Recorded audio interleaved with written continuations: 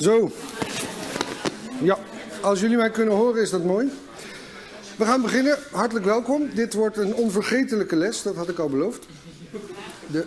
Had ik over nagedacht hoor. Oké, goed. Geheugentechniek, specifiek voor allemaal Japanologen. We gaan het dus hebben over technieken om dingen te onthouden, in het bijzonder handboekenkennis, maar ook woordenschat, kanji, dat soort dingen. Kortom, dingen waar jullie de hele dag mee bezig zijn. Hajo, kom je deze kant op? Ja.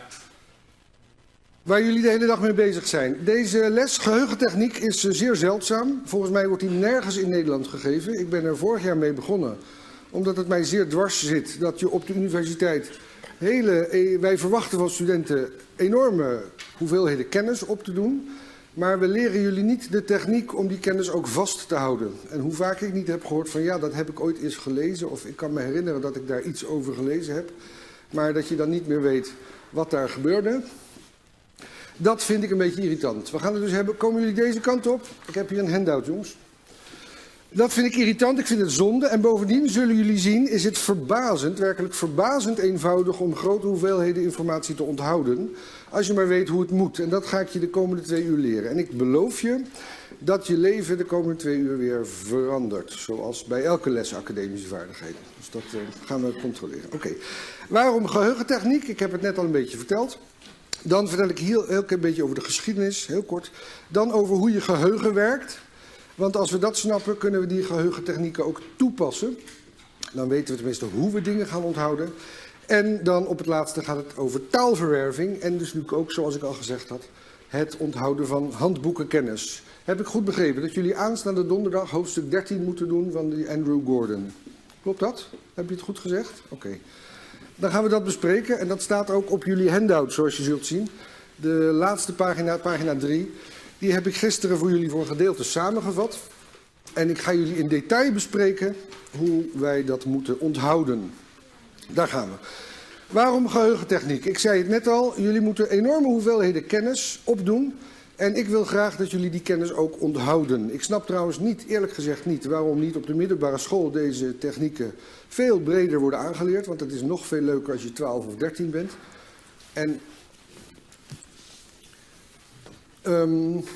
Maar goed, ik geef geen les op de middelbare school, ik geef les op de universiteit. Dus het enige wat ik kan doen is jullie die kennis op tijd bijbrengen. Je zou zeggen, in onze tijd hoeven we niet zoveel dingen te onthouden. Want ja, we hebben allemaal iPhones en weet ik veel wat. Er is internet, alles staat op Wikipedia. Dat is zo, dat hadden de Romeinen niet. Want de Romeinen waren in staat, of de Grieken waren in staat om, en andere culturen trouwens ook, om enorme hoeveelheden informatie te onthouden. Het was echt niet vreemd dat de Romeinen hele boeken van Virgilius uit hun hoofd kenden. En dat heeft ook een praktisch nut, want zij hadden boekrollen. En misschien heb je er wel eens over nagedacht, als je in een boekrol iets op moet zoeken en je bent net aan het einde en je dacht, hoe begint het ook weer? Dan is dat een hoop gedoe. Bovendien zijn die dingen duur. En dan ben je aan het begin en denk je, oh ja, waar was ik ook weer bij het einde? Dat is niet handig, dus dan is er een praktische reden om zoveel mogelijk dingen uit je hoofd te kennen. Jullie zeggen terecht, dat hoeven wij niet, want we zoeken alles op. Maar ik denk dat we in onze tijd misschien een beetje naar het andere uiterste zijn doorgeslagen. Ik ben bang dat er studenten rondlopen, die ben ik ook wel eens tegengekomen, waarvan ik me afvraag of ze überhaupt nog wel iets in het hoofd hebben zitten. Zo van, er was dus een koning en die deed toen dingen en dat was wel belangrijk, geloof ik. Dat hoor ik wel eens als antwoord op de vraag. Dus misschien kunnen we ergens het midden vinden door anno 2017 toch iets van die antieke geheugentechnieken op te doen. De laatste tijd is er meer aandacht voor, en zo ben ik er ook opgekomen natuurlijk. Misschien kent iemand het boek van Joshua Foer, Het Geheugenpaleis, de vergeten kunst van het onthouden. Ik vind de ondertitel echt schitterend, de vergeten kunst van het onthouden. Hij is journalist en is een beetje verdwaald geraakt in de wereld van de geheugenatleten. Dat zijn mensen die als sport wereldkampioenschappen houden om zoveel mogelijk dingen te onthouden. Bijvoorbeeld 5 kaartspellen in 30 seconden en dan precies achter elkaar kunnen zeggen welke kaarten dat zijn. Dat ga ik jullie niet leren hoor trouwens, want dat is een beetje zonde van de moeite. Maar hij werd daar zo door gefascineerd dat hij dat is gaan doen en het jaar daarop heeft hij de wereldkampioenschappen gewonnen. En hij beschrijft een beetje wat er dan met hem gebeurt. Hij beschrijft ook een beetje hoe dat moet, hoewel het niet zozeer een how-to-do guide is. Ik denk dat je vandaag bij mij meer gaat leren over hoe het moet dan uit dat boek. Maar dat zullen we zien. En dan is er een prachtig boek van Gabriel Weiner, De Taalhacker, de beste en snelste manier om een taal te leren. En dat boek zou ik jullie allemaal willen aanraden, want jullie zijn allemaal intensief bezig met het leren van een taal. En de adviezen die erin staan zijn geweldig. Het is een soort openbaring hoe eenvoudig en hoe simpel het is en hoe weinig moeite het kost als je maar weet hoe je moet leren. Ik ga daar een aantal dingen van laten zien vandaag. Dus de belangrijkste dingen krijg je nu uit Gabriel Weiner. Laten we nu eens kijken hoe je geheugen eigenlijk werkt. Want dat is belangrijk om straks die werking van het geheugen te kunnen stimuleren door de specifieke technieken die ik jullie ga onderwijzen. Het begint allemaal met een sensory input. Je hebt iets in je zintuigen en daar zie je dingen. Dus die komen in je hoort iets, je leest iets, je ziet iets, etc.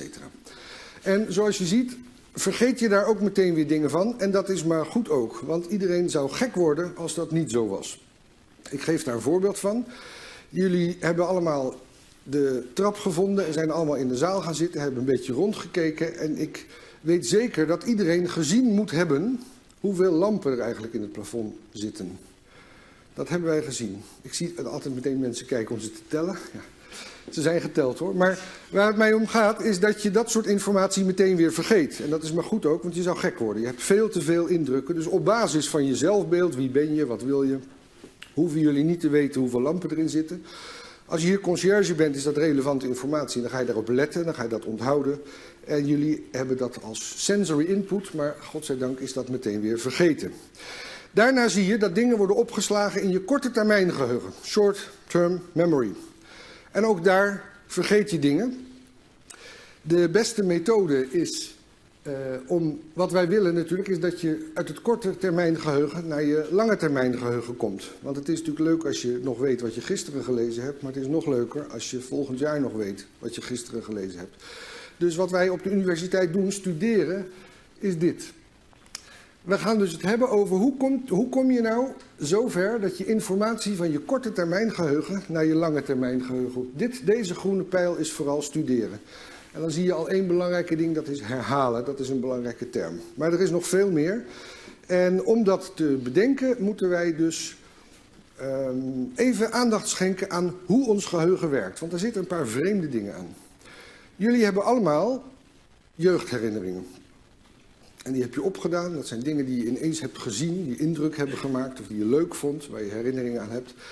En dat is eigenlijk vreemd, want ik weet bijna zeker dat niemand van jullie ooit is gaan zitten zo, nou moet ik toch echt mijn jeugdherinneringen nog eens erin zetten, want ik kan ze maar niet onthouden. Terwijl dat toch echt een flinke tijd geleden is dat sommige dingen gebeurd zijn. Je hebt ze dus moeiteloos in één keer onthouden. Het zit erin, het is er nooit meer uitgegaan. Dat kennen we allemaal. Anderzijds kennen we ook allemaal de situatie dat je bijvoorbeeld naar huis fietst over een weg die je honderden keren hebt gedaan. En dan ben je bijna thuis en dan denk je, hé, ik ben al voorbij de kerk, helemaal niet gemerkt. Dat betekent dat je geen herinnering hebt aan dat stukje van die reis, terwijl het nog maar 3 minuten geleden is. Dat is ook vreemd, dat herkennen we ook allemaal. Dus hoe werkt dat eigenlijk? Nou, het sleutelwoord daar is aandacht. Daar kom ik straks op. Evolutionair gezien zit ons geheugen zo in elkaar dat wij bepaalde soorten informatie heel goed kunnen onthouden. Heel makkelijk, zonder moeite. En andere soorten informatie, dat vinden wij lastiger. Wij kunnen dus, net als deze jagers en verzamelaars het gelukkig nog doen, heel makkelijk de weg naar huis onthouden. Dat hoef je maar 1 keer te zien, achter die rode boom naar rechts. En daar is het huis. Dat onthouden wij meteen, dat kost geen moeite. En dan bijvoorbeeld welke dieren gevaarlijk zijn. Dat groene beestje met die sprietjes afblijven, want dat doet pijn. Dat leren we ook meteen. Maar jaartallen, namen, abstracte begrippen, dat is lastig voor onze hersenen. En dat zit dus, wij zijn geen jagers en verzamelaars meer, maar evolutionair gezien zit dat nog steeds in ons geheugen. Dus beelden kunnen wij goed onthouden, visuele informatie, dat soort dingen. Als wij nu een methode vinden, en die is er, die ga ik jullie geven, om dat soort abstracte informatie om te zetten in beelden die wij dus wel makkelijk kunnen onthouden, dan heb ik een nieuwe weg gevonden om bijvoorbeeld geschiedenis, bijvoorbeeld een woordenschat, via die beelden snel in mijn geheugen te krijgen, zodat ze er nooit meer uitgaan. Want ons geheugen, dat zei ik net al, is tot fantastische dingen in staat. Er kunnen dingen in 1 keer naar binnen En je vergeet het nooit meer. Zonder moeite. Dat moeten we onthouden.